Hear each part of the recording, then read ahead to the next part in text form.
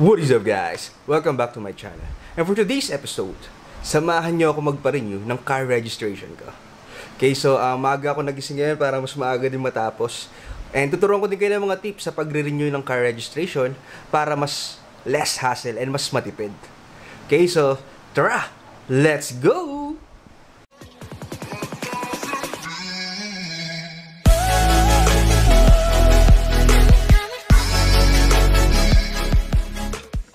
I-divide natin yung vlog for today in 3 parts. So first, kung ano nga ba yung mga requirements sa pagre-renew ng car registration. Second, kung kailan ba tayo magpaparenew, ano yung schedule ng sasakyan natin sa pagpaparenew ng registration. And then third, lastly, yung actual na. Pupunta tayo sa LTO, kuha ng insurance, and many more. Okay, so samahan niyo ako.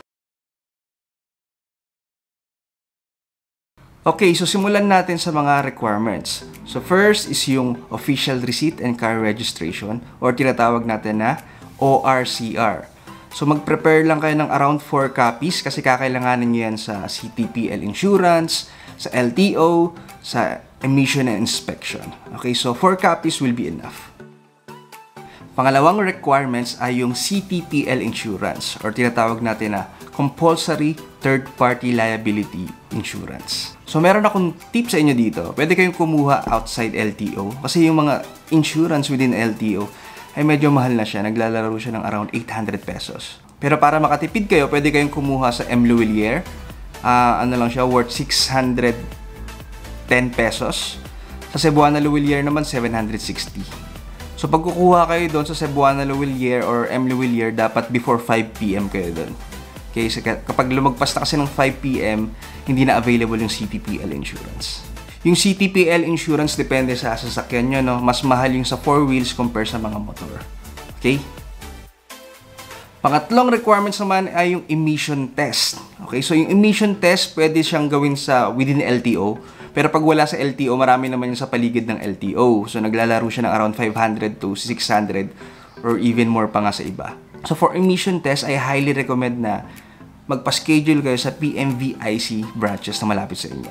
So marami naman yung iba't ibang branch. So for me, dito ako nagpa-reserve sa PMVIC Taguig, malapit lang sa amin. Okay, so madali lang magpa-reserve. Pwede nyo gawin siya online or Facebook. So very less hassle. And ang maganda rin dito guys sa mga PMVIC branch ay nagko-conduct din sila ng inspection. Ito yung pang-apat nating requirements, yung MVIR or tinatawag natin na Motor Vehicle Inspection Report. Ito yung sinasabi ko kanina na pwede siyang gawin within the PMVIC branches. So kapag nag-conduct na tayo ng emission test and MVIR sa PMVIC, hindi na natin kailangan dalhin yung sasakyan natin sa LTO. Kaya mas less hassle. Okay, pero by default, yung mga MVIR naman, pwede naman siyang gawin sa loob ng LTO. Kung gusto niyo siya doon na gawin, okay lang din. So, kailangan nyo mag-prepare guys para sa mga naka 4 wheels. Kailangan dala nyo yung early warning device. Okay? Tapos naman sa for both 4 wheels and motor, check nyo yung busina nyo. Kung maayos pa. Yung lahat ng mga ilaw, tail light, brake light, headlights. Kaya dapat naka-condition talaga yung mga sasakyan nyo. Pero again, ako doon ko siya gagawin yung emission test and MVIR sa PMVIC na napili ko. Okay guys, so ngayon samahan nyo ako kung ano yung mga ginagawa talaga doon at kung ano yung proseso.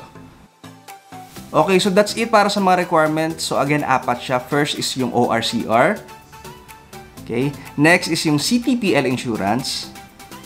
Next will be the emission test. And then lastly is yung MVIR.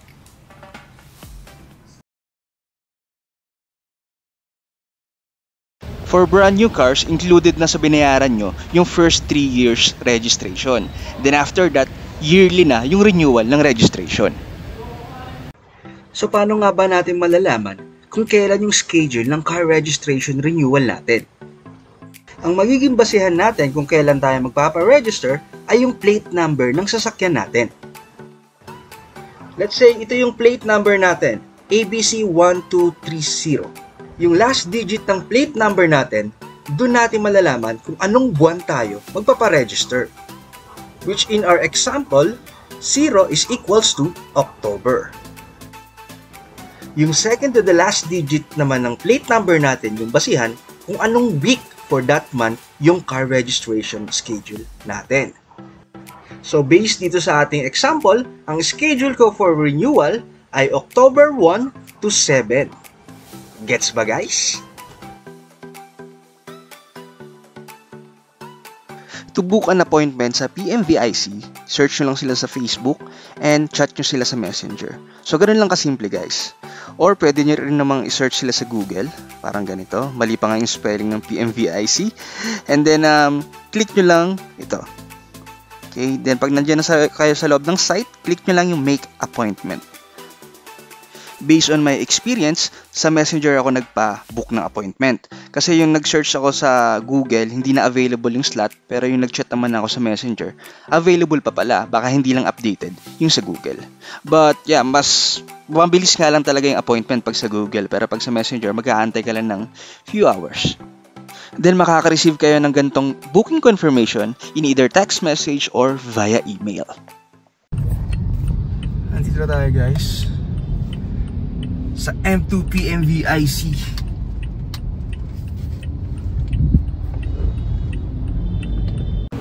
So dito ako pinapark sa likod nila. Malaki naman siya guys, and ang una nilang hihingin ay yung reservation details and ORCR. Dito nila ginagawa yung emission test and inspection. Then dito mo naman ibibigay yung ORCR mo. After ibigay yung ORCR, diretso naman dito sa cashier para magbayad. Ito guys yung presyo ng emission kasama na yung inspection dyan. So 672 for light vehicle, sa motor 560, and sa tricycle 336. Dito na din ako kumuha ng CTPL insurance worth 800 pesos. But again, kung gusto nyong mas matipid, pwede naman sa M. Luwelier worth 610 pesos. After ng mga payment, dito na sa waiting area, antayin ko na lang yung sasakyan ko na ma-inspect and emission test. So ayan na nga si Tatum, mabilis lang, around 15 minutes siya na agad yung nakasalang.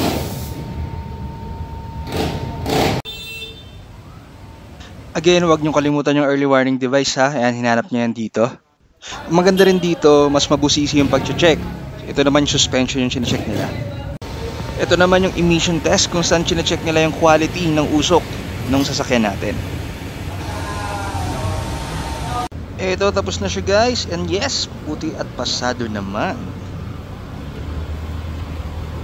What is up guys? So nakuha na natin yung inspection and emission test. So mabilis lang, mga around 30 minutes.